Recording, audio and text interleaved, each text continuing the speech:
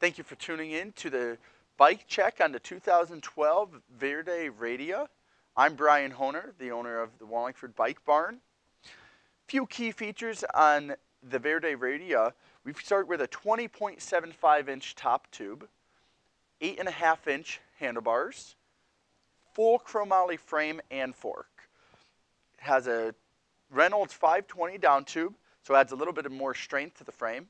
It's Verde's highest end stock frame. Same exact frame as the Lux, just different parts package.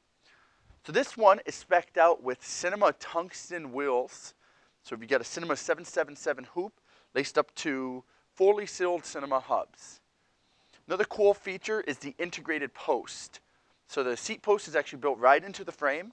Now it does come with a cut mark, so you can cut it off and put a seat post in there if you desire to ride the seat up higher. Also comes stock with the Stunner low tires. So these are high pressure 110 PSI tires. You can ride them really rock solid, avoid those pinch flats, get good traction.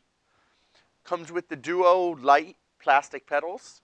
Whole bicycle is weighing in at right around 24 pounds, so super light for the price of $579.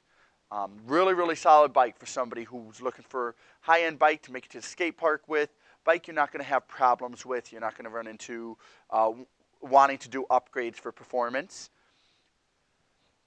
Finally wraps up with the cranks, 48 spline crank stock. They do offer a pinch bolt to tighten them, which is odd for most 48 spline. However, it makes installing them a snap. So if you ever want to change out that chain wheel, it's very easy. If you need more specs on the Verde Radia, make sure to check out greenhousebmx.com or verdebikes.com. Thank you for tuning in.